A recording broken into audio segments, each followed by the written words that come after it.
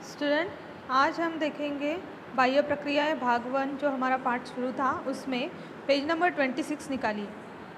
यहाँ पे एक प्रयोग है। आपको क्या करना है, 2 ग्लास लेने हैं जो कांच के अपने घर पे जो रहते हैं जिसमें हम शरबत पीते हैं वो वाले कांच के ग्लास लेना है। तो देखो, एक ग्लास में थोड़ा सा जल लेकर उसमें 2-3 खड़ियों के टुकड़े डालें। ठीक है। इसके पहले कल हमने क्या जाना था, मतलब कल के वीडियो में क्या क्या देखा था वो देखते हैं। अपवर्तन की क्रिया देखी थी। क्षारयुक्त स्फटिकीकरण, मतलब जो पत्थर रहते हैं तो उस पे क्षारयुक्त स्फटिकीकरण की क्रिया कैसी होती है, तो क्षारयुक्त स्फटिकीकरण की क्रिया कैसी होती है वो भी हमने देखा। साथ ही साथ कणात्मक अपक्षय देखा, मतलब कण विखंडन किस प्रकार से होता है वो भी हमने देखा। ठीक है। और रासायनिक अपक्षय की क्रिया देखी। आज हम देखेंगे एक प्रयोग रासायनिक अपक्षय वाला कि किस प्रकार से रासायनिक अपक्षय होता है। देखो, एक ग्लास में थोड़ा सा जल लेना है, मतलब पानी लेना है, उसमें 2-3 खड़ियों के टुकड़े डालें। खड़िया मतलब जो चॉक्स रहते हैं जो ब्लैक बोर्ड पे हम यूज़ करते हैं वो वाले चॉक्स डालने हैं, 2-3 टुकड़े। अगले दिन उसका निरीक्षण करो। उसका निरीक्षण करें और निम्न प्रश्नों के उत्तर लिखिए। अभी ये निम्न प्रश्नों के उत्तर देखो, यहाँ पे जो प्रश्न दिए हुए हैं, जल के रंग में बदलाव आया। अगर जो चॉक है वो कलरफुल हो गए तो जल के रंग में बदलाव होगा, और साथ ही साथ अगर वाइट चॉक है तो उसमें भी वो जो उसका जो चूरा या कुछ जो पानी में मिक्स हो जाएगा तो रंग ज़रूर बदलेगा। खड़िया मतलब चॉक का क्या हुआ, जो खड़िया है वो चॉक जितने आकार के जैसे आपने डाले थे छोटे छोटे टुकड़े वो वैसे ही रहे कि पानी में गल गए, तो वो आपको देखना है। ठीक है।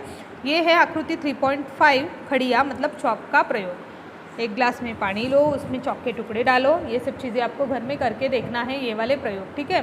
तो लोहे की कीले फुलिया गीली कपड़े में लपेट कर रखिए। दूसरा वाला प्रयोग देखिए। अभी पहला प्रयोग भी आपको घर में करना है और आंसर जो है वो क्या आता है तो वो अपने कॉपी में लिखना है। ठीक है। साथ ही साथ दूसरा प्रयोग देखते हैं अभी। लोहे की कीले मतलब फुलिया गीले कपड़े में लपेट कर रखिए। एक हमें ऐसे रुमाल लेना है, जैसे घर में जो कपड़ा छोटा सा कपड़ा रहता है उसमें लोहे के कीले डालना है और फुलिया जो रहती है वो, ठीक है, वो डालने के बाद वो कपड़ा जो है वो गीला वाला होना चाहिए और गीले कपड़े में उसको लपेट कर रखना है। 2-3 दिनों के बाद कपड़ा खोलकर निरीक्षण करना है। 2-3 दिन के बाद हमें वो निरीक्षण करना है कि इसमें क्या बदलाव आया है, क्या आप ऑब्जर्व करते हो वो देखना है। तो निम्न प्रश्नों के उत्तर आपको देना है इसमें। ये भी आपको आपके कॉपी में लिखना है क्वेश्चन के आंसर, क्योंकि अगर प्रयोग करते हो तो क्वेश्चन के आंसर आपको अच्छे से मिलेंगे और आप वो लिख पाओगे।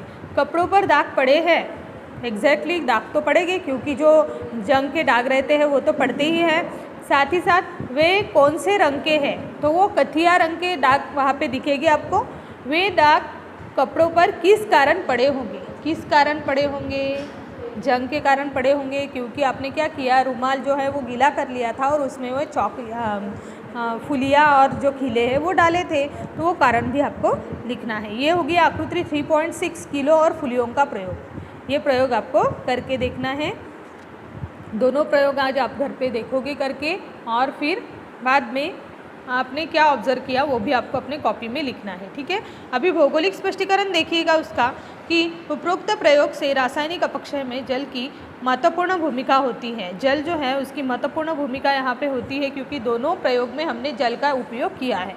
यह आपकी समझ में आया होगा कि चट्टान यह विविध खनिजों का मिश्रण होता है। जो बड़ी बड़ी चट्टानें रहती है, पथरीली जो चीज़ें रहती है या चट्टान जो है जो बड़ी बड़ी रहती है, इसमें खनिजों का मिश्रण रहता है।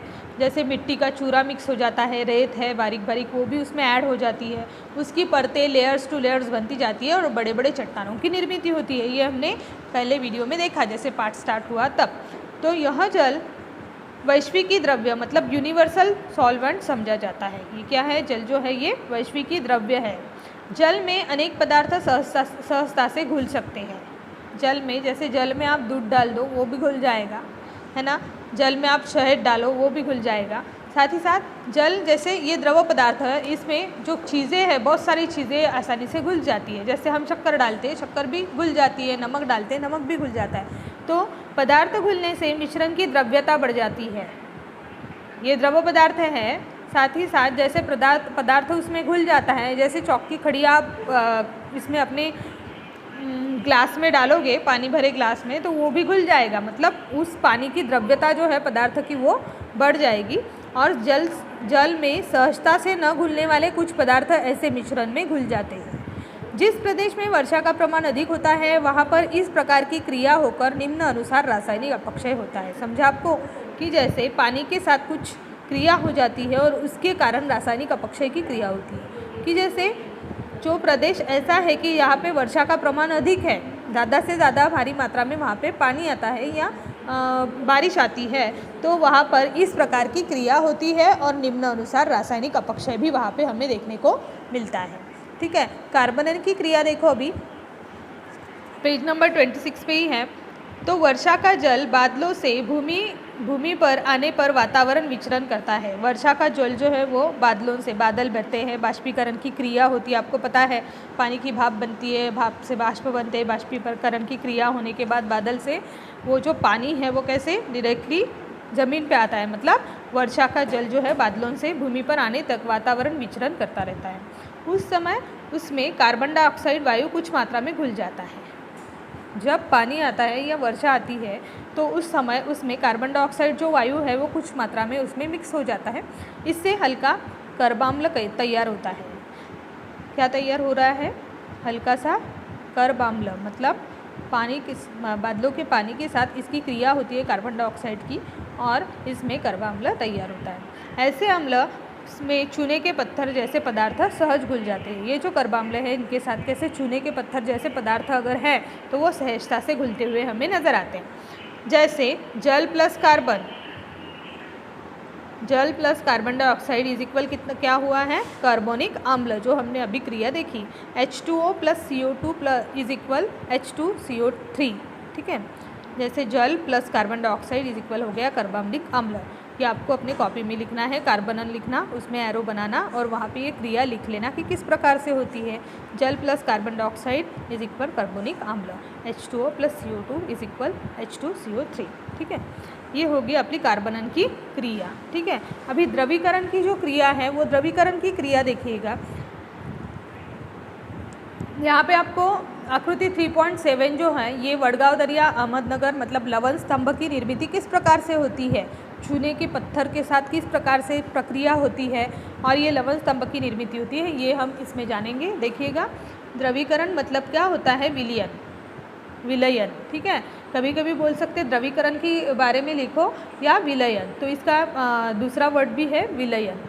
मूल चट्टानों में से कुछ खनिज जल में घुल जाते हैं। हम बड़ी बड़ी चट्टानों की ही बात करेंगे और चट्टानों पे ही पूरा इस पार्ट में आपको अध्ययन के लिए है या आपको समझाया जाएगा। तो इसमें देखिए, मूल चट्टानों में से कुछ खनिज पदार्थ जो है वो जल में घुल जाते हैं, पानी में मिक्सअप हो जाते हैं और जल के साथ बहकर उसकी क्षारता से रासायनिक अपक्षय से चूने के पत्थर बन जाते हैं। देखो क्या क्रिया हुई है, मूल चट्टान जो एक चट्टान है बड़ा सा, उसमें कुछ खनिज पदार्थ या जल उसमें घुल जाता है, मिक्स हो जाता है और जल के साथ बहकर उसकी क्षारता से रासायनिक अपक्षय से, उसकी क्षारता जो रहती है उससे रासायनिक अपक्षय से चूने के पत्थर की निर्मिति हो रही है, चूने का पत्थर बन जाता है। जैसे अहमदनगर जिले के वडगांव दरिया में चूने के पत्थर का फिर से रासायनिक अपक्षय हुआ दिखाई देता है। ये सब रासायनिक अपक्षय की प्रक्रिया होती है और इसके कारण ये चूने के पत्थर की निर्मिति होती है, से लवण स्तंभ कहा जाता है। उसी प्रकार द्रवीकरण की क्रिया से चट्टानों का लवण घुलकर चट्टानें कमज़ोर बन जाती हैं। द्रवीकरण की जो क्रिया होती है इसमें क्या होता है कि चट्टानों का लवण जो है, मतलब ये जो चूने के पत्थर की निर्मिति हुई है तो उसमें घुलकर चट्टानें कमज़ोर बन जाती है।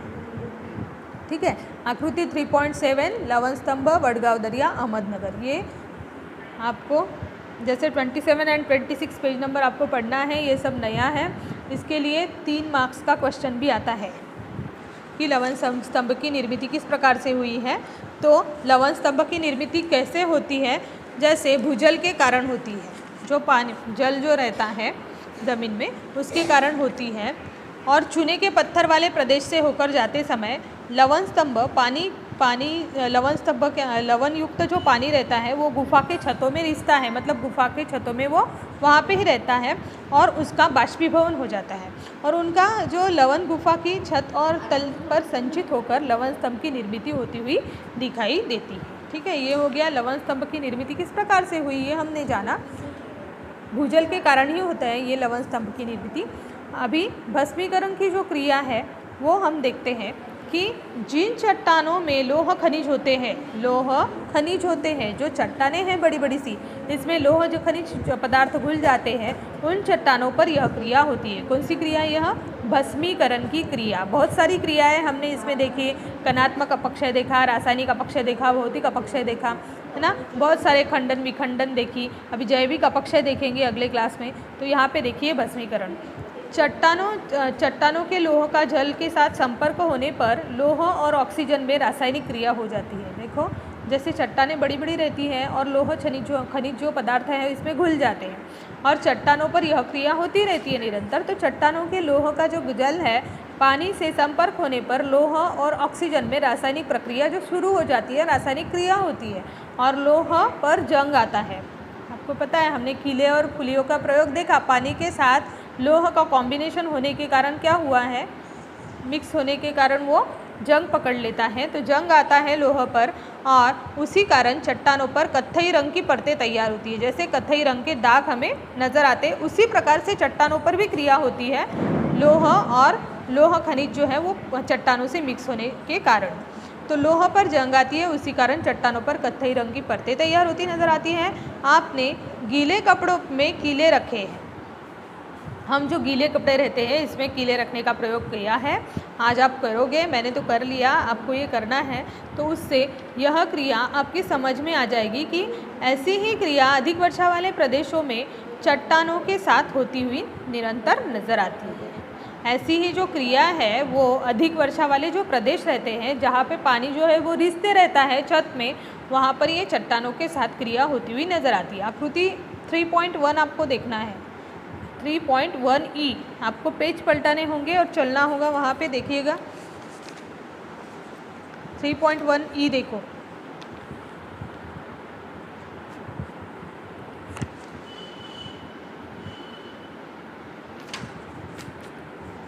ये देखो भस्मीकरण की क्रिया रासायनिक अपक्षय वाली, आकृति 3.1E, बड़ी ई वाली, भस्मीकरण रासायनिक अपक्षय। देखो पत्थर पे कत्थई रंग के दाग आपको नज़र आ रहे हैं, क्योंकि लोह खनिज जो है ये चट्टानों के साथ मिक्स हो गया और पानी की क्रिया होने के कारण ये भस्मीकरण की क्रिया हम यहाँ पे देख रहे हैं।